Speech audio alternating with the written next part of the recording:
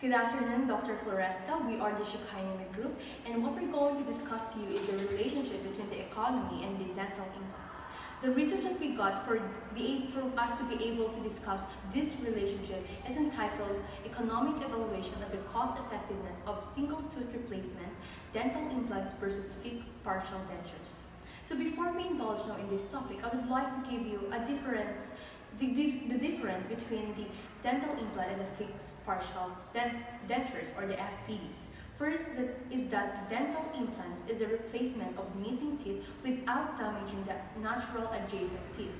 However, the cons for this dental implant is that it's very expensive and very complicated in procedure, and it's very lengthy in a way that the post-treatment for these dental implants would take about 3 to 6 months. Next is we have the FPDs. FPDs are what we call the dentures now, in which they are the replacement now of missing teeth by permanently joining or by permanently attaching an artificial unit now to the natural adjacent teeth. Basically speaking, they need to damage the two adjacent teeth, or they need to shrink it or narrow it so that they would not attach that artificial unit now between these two adjacent teeth. Now the pros now for these FPDs is that even though it's costly, if you compare it now to the dental implants, it's much cheaper now if you compare it now to the dental implants. So the method, before we discuss the method, I would like to give you now the parameter now of our research. So the parameter now for our research is that it's based now in Korea now, and the population for this research now is the aging patients now in Korea, basically Korean elderly patients. Now, I would like you to give now the method now that have been used now in this research. First is that this is an economic evaluation. So if we're talking about economic evaluation, it's actually trying to evaluate and compare now the cost interventions or the outcomes, possible outcomes now that is related now to the subject. So the method that is used here is a decision analytic method over a 10-year period to know now the cost effectiveness now between the dental implants now and the FPDs. So to discuss now the principle of economics, Magdirila will discuss the scarcity of resources. So our scarcity falls also under our problem. First is lack of dental coverage in Korea's national health insurance, wherein economic burden for Korean patients is high. The reason is that most prosthetic treatment other than dentures for aging patients are not covered by the national health insurance. So parang yung mga nagpro-prosthetic treatment is parang pera nila yung pinapalabas nila. Yung parang hindi sila nakakapag-invest kasi kulang yung financial resources sa national health insurance na hindi nila makakover yung sa prosthetic treatment and then sa dental implants. Second is the financial burden. We're in lack of financial resources in investing in the dental prosthesis and the dental implants sa national health insurance. According to the study, approximately 12.9 of the Korean patients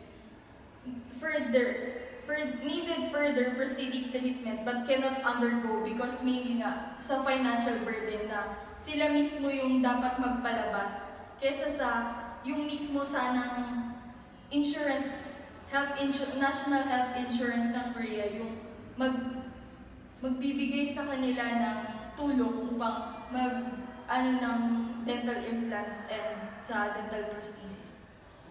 So before I discuss the opportunity cost, I would like to discuss first the cost data, which includes into two different types of cost data. So that includes the direct cost and the indirect cost. So the direct cost or the explicit cost, it includes the medical, the maintenance, and the transport cost. But the indirect cost or the opportunity cost itself, it includes the patient's time and the patient itself. So why the patient's time? Loss of patient's time. Remember, the loss of patient's time. Because of the number of his or her visits and the time required for acquiring 3-unit FPD or fixed partial denture, or undergoing dental implants procedure. Not just dental implants procedure, but also orthodontic cases and prosthodontic cases. Especially the implant. Marami po tayong sessions na pinagdadaanan natin sa dentist because it should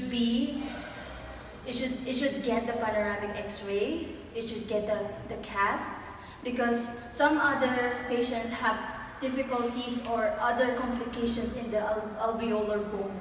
The alveolar bone itself, it determines or it serves as a structure of the post of the dental implants itself. So it's a kind of complicated cases, especially the patient's time, because sometimes people or students or everyone is that we have the time to do our leisure activities, and especially in our healthcare itself, especially in the dental health.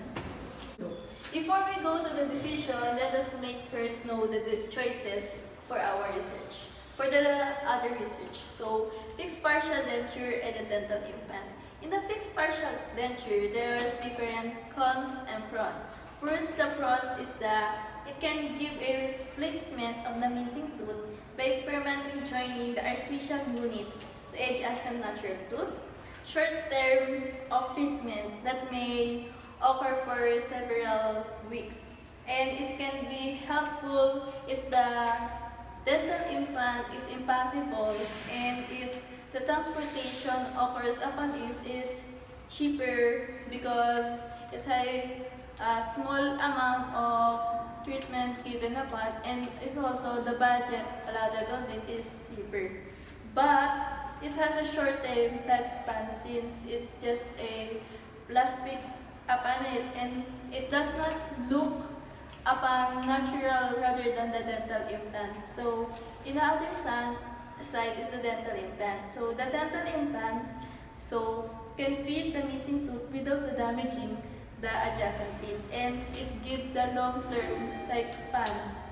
But it gives the higher amount of treatment because it gives us several treatment. And in terms of transportation, so a lot of treatment, so long transportation given a month.